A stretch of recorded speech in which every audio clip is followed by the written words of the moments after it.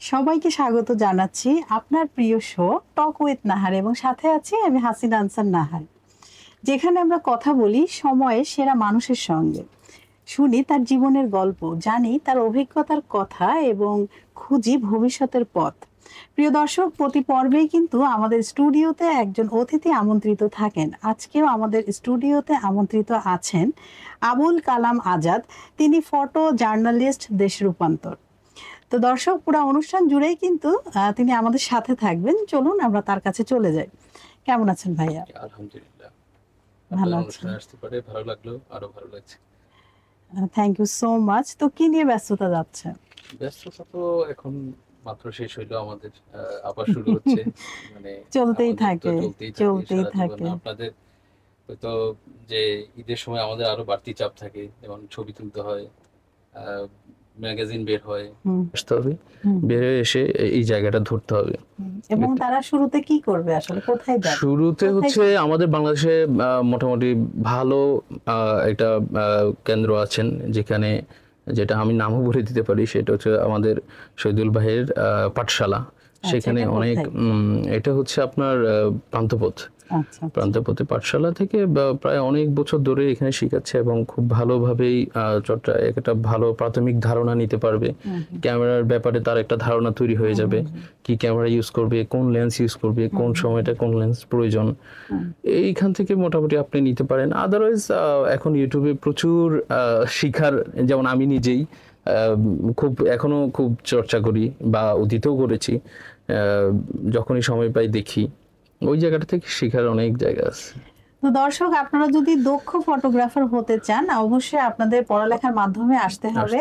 ভাইয়া বললেন যে পাঠশালা নামে একটি হচ্ছে প্রতিষ্ঠান আছে, সেখানে কিন্তু আপনারা শিখতে পারেন। উনি কিন্তু অ্যাড্রেসটাও দিয়ে দিয়েছেন। এবং এছাড়াও কিন্তু চর্চার মাধ্যমে আপনার আসলে হাতটা পাকাপোক্ত হবে। ভাইয়া কিন্তু এখন পর্যন্ত শিখছেন। চাইলেই অনলাইনে বিভিন্ন কোর্স আছে, সেগুলো দেখতে পারেন। ইউটিউব চ্যানেল আছে, গুগল আছে এবং পাঠশালা তো আছেই। তো চাইলেই কিন্তু আপনি একজন দক্ষ ফটোগ্রাফার হতে পারেন। তবে ওই যে আপনাকে কিন্তু লেগে থাকতে হবে, ঠিক না? কোনো কিছু আসলে অল্প শিখে করা যাবে না। প্রতি মুহূর্তে একদম। কারণ ফটোগ্রাফি শুধু একটা সেক্টরে ভাগ করা না, এটা বিভিন্ন জায়গায়। আপনার রান্নার বিষয়ে ফটোগ্রাফি আছে, সেটা হচ্ছে এটা এক ধরনের প্যাটার্ন। নিউজ ফটোগ্রাফি যারা করেন, স্পোর্টসের ফটোগ্রাফি যারা করেন, যারা ফিচার ফটোগ্রাফি করেন, ফ্যাশন ফটোগ্রাফি করেন, এগুলোর অনেকগুলো সেক্টর আছে, অনেকগুলো ক্রাইটেরিয়া আছে, যেখানে কোথায় কোন ক্যামেরা ইউজ করবেন, কোন ক্যামেরার কোন লেন্সটা ইউজ করবেন, সেটা বা মানে অনেক কিছু বিশ্লেষণ করার করে প্রতি মুহূর্তে আপনাকে শিখতে হবে। ক্রিয়েটিভিটির যে জায়গাগুলো, এগুলোতে আপনি কখনো মানে শিখে আসে করতে পারবে না, ভিতরে কিছু থাকতেই হবে, প্রদত্ত কিছু থাকবে, হ্যাঁ, ভিতর থেকে থাকতে হবে এবং চর্চা থাকতে হবে প্রচুর। চর্চাটা থাকলে তখন আপনি অটোমেটিকলি পাবেন যে হ্যাঁ। ভাইয়া, আপনার ছেলেবেলা, বেড়ে ওঠা এবং পড়ালেখা একটু জানতে চাচ্ছি। এবং আপনি কি ছোটবেলা থেকে মানে এমন কোনো আভাস ছিল পরিবারের, যে ওরা কি বলে এখন যে হ্যাঁ তুমি আসলে ফটোগ্রাফারই হতে? পরিবার থেকে এরকম কিছু নাই। আমার বেড়ে ওঠা নোয়াখালীতে, আমি পড়াশোনা করেছি ওখানে। জীবনের তাগিদে আবার গাজীপুর চলে আসলাম অনেক মেট্রিক পরীক্ষার পরপরই। ওখানে এসে বিজনেস শুরু হইলো, বিজনেস করতাম। এরপরে ছোটবেলা থেকে আমার ইয়া নিয়ে আমার একটা মানে ডিভাইস নিয়ে আমার একটা ছিল, যে খুব কিউরিসিটি ছিল, যে ইউজ করার একটা কিউরিসিটি ছিল, যে হ্যাঁ মানে যে কোনটারে কিভাবে কি করা যায়, মানে ইলেকট্রনিক ডিভাইসের উপর আমার একটা মানে আগ্রহ ছিল। ওই আগ্রহ জায়গাটা থেকে আসলে 2008-09 থেকে আমি ক্যামেরা ইউজ করতাম বা মোবাইলে ছবি তোলার একটা ঝোঁক তৈরি হলো তখন থেকেই। যে যখন 2008-এর কথা বলছি, তখন থেকেই ছবি তোলা, প্লাস হচ্ছে এই আস্তে আস্তে করে দেন হচ্ছে একটা বিশাল পরিসরে আসা আর কি। 2014 সালে হচ্ছে আমি একটা প্রতিষ্ঠানে জয়েন করি। আমি যখন ফটোগ্রাফি করতাম তখন অনেকেই পছন্দ করতে, যখন বর্তমান যারা সেলিব্রিটি আছেন, ভাই ব্রাদার আছেন, বা তো ওনারা বলতো যে তুমি ভালো করবা। ওই হিসাবে আসলে একটা জায়গায় এক বড় ভাইয়ের সাথে দেখা হলো, উনি বললো যে না, তুমি আমাদের একটা প্রতিষ্ঠান আছে জার্নালিজমে, ওখানে তুমি একটু জয়েন করতে পারো, দেখি কি অবস্থা তোমার। ওই জয়েন করা 2014 সালে। জয়েন করার পর থেকেই মোটামুটি এর মধ্যে আমি আবার বাইরে চলে গিয়েছিলাম 2016 সালে আমি চায়না গিয়েছিলাম। আচ্ছা আমি বিজনেস স্টাডি ইন্টারন্যাশনাল উপর পড়াশোনা করেছি। ওখানেও একই অবস্থা, ফটোগ্রাফি টুকটাক করতাম, দেখতাম যারা মানে ফটোগ্রাফি, আমার দুই একজন ফটোগ্রাফি ছিল। হ্যাঁ, এটা ওইখানেও একই অবস্থা। তখন 2019 সালে আমি একবার আমার কোর্স যখন শেষ হয়ে আমি চলে আসি। আসার পরে হচ্ছে এখানে দেশ রূপান্তরের ইন্টারভিউ নিয়েছিল। তখন আমাদের যিনি সম্পাদক ছিলেন অমিত হাবিব স্যার, তো আমি ওনার কাছে গেলাম, উনি ইন্টারভিউ নিল। সামহাও উনিও চায়নাতে রেডিওতে জব করতো, তো ওই হিসাবে যে চায়নার কিছু কথা টথা হইলো, প্লাস আমার ছবি দেখলো, দেখে উনি খুব অ্যাপ্রিসিয়েট করলেন, বললো যে না তুমি আমাদের সাথে কাজ করো, ভালো। এটা 2019 সালে, কোভিডের আগে। তো তখন থেকে মোটামুটি কাজ করা শুরু হইলো, এখন পর্যন্ত করছি, চলমান। এই। আর ভবিষ্যৎ পরিকল্পনা কি আপনার? ভবিষ্যৎ পরিকল্পনা ওরকম কোনো কিছু নাই এই মুহূর্তে। এটা বিদেশে চলে যাবেন বাইরে? না না, কোর্সের জন্য যাওয়া না, যদি যাই একবারে চলে যাওয়া হইতে পারে, বাট নট শিওর। বাট এই মুহূর্তে খুব ভালো আছি, আলহামদুলিল্লাহ, আল্লাহ খুব ভালো রাখছেন, কাজ করে যাচ্ছি। এই। আচ্ছা, এমন কি কোনো স্মৃতি বা এমন কিছু মনে পড়ে যেটা মানে আপনার ফটোশুটের বিষয়ে এখনো মনে পড়লে খুব হাসি পায় বা ভালো লাগে, এরকম, বা মনটা ভালো হয়ে যায়? মন ভালো হয়ে যায়, হ্যাঁ, অনেক আছে। আমি আঁখি আপুর সাথে কাজ করেছি, আঁখি আলমগীর, জি, আঁখি আলমগীর আপুর সাথে আমি ওনার প্রত্যেকটা শোতেই কাজ করতাম 2014 সালের লাস্টে, 15 শুরু থেকে। তো তখন হচ্ছে একদিন ফার্স্ট যখন এক বড় ভাই বললো যে একটু ছবি তুলে দাও ওনার, তো গেলাম। ছবি তোলার পর আপু মানে এত অ্যাপ্রিসিয়েট করলো ওই দিন, মানে কোনো রকম লাগছে যে না, উনি খুব পছন্দ করেছেন। এরপর থেকে উনি বললো যে আমি যেখানে যাবো তুমি আমার সাথে থাকবে।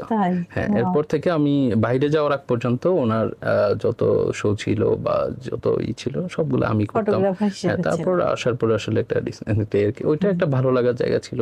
বা আমার খুব ফেভারিট একজন অ্যাক্টর আছে অফি করিম আপু, আপুর সাথে যখন, আপুকে আসলে সবারই মনে হয় ফেভারিট, আমারও অনেক ফেভারিট দর্শক অফি করিম আপু। যদি আমাদের অনুষ্ঠানটা এখন দেখেন তাহলে আপনাকে অনেক অনেক অভিনন্দন, শুভেচ্ছা এবং অনেক অনেক ভালোবাসা অফি করিম আপু, আপনাকে আমরা অনেক স্মরণ করি। আপনার আরো অনেক কিছু আমরা দেখতে চাই। আপুর হচ্ছে ছবি, এরকম ছবি হঠাৎ করে একদিন একটা প্রোগ্রামে আমার ছবি তোলা হইলো, তো আপু দেখে তখন যেটা হয় আর কি, যে ছবি তুললাম, কথা বললাম, ছবির জন্য হোয়াটসঅ্যাপ নাম্বার নেওয়া, চলে গেলাম। তারপর যাওয়ার পর ছবি যখন পাঠালাম আপু খুবই খুশি হইলো। হ্যাঁ, খুবই খুশি হয়ে নিজেই বলছে যে আমার তো বয়সই কমে গেছে, যেটা উনি প্রোফাইল পিকচার দিয়ে দিয়েছে সাথে সাথে, যে আমার তো মনে হচ্ছে যে আমি নিজেকে আলাদা করে দেখছি। হ্যাঁ, তো এটা আসলে এই ভালো লাগার জায়গাটাই বেশি। এখানে খারাপ লাগার জায়গাটা যেহেতু খুব বেঁচে কাজ করি, মানে এভারেজ কাজ করার জায়গাটা নাই, এটা ভালো লাগার জায়গা, তো সেখানে খারাপ লাগার কোনো কিছু আর থাকে না। এটাই। আরো আছে, অনেক কিছু আছে, বাট এটা দুইটা এখন এই মুহূর্তে মনে পড়ছে এই আর কি। আচ্ছা, এখন কিন্তু আমরা টক উইথ নাহারের র্যাপিড ফায়ার সেগমেন্টে চলে আসছি। এখানে শর্ট প্রশ্ন, শর্ট উত্তর। ওকে। ক্যামেরা নাকি মোবাইল ফোন? বোথ। একটা বলতে হবে। ও, বোথ বলা যাবে না। বোথ বলা যাবে না। ক্যামেরা। ক্যামেরার মানুষ ক্যামেরাই তো বলবে, এটাই স্বাভাবিক। অবভিয়াসলি। কালো, সাদা না রঙিন ছবি? রঙিন। ওয়াও।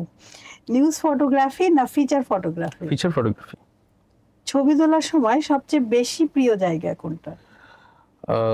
সবুজ মাঠ, গাছপালা থাকবে, মানে আউটডোর। গ্রিনটা অবভিয়াসলি, প্রাকৃতির খুব কাছাকাছি, যত কালারফুল হওয়া যায় আর কি। হ্যাঁ। ক্যামেরায় কোন ব্র্যান্ড পছন্দ? ক্যানন। ওয়াও। ছবি তোলার সময় বেশি ঝুঁকি নেওয়া যায়? যায়, ঝুঁকি নেওয়া যায়। একা কাজ করতে ভালো লাগে না টিমে? একা, নিজের মতো করে। ছবি এডিটিং করবেন না অটোমেটিক? অটোমেটিক যা থাকে। ওয়াও। ফটো জার্নালিস্টদের জন্য সামাজিক মাধ্যম কতটা জরুরি? ভীষণ জরুরি এই মুহূর্তে।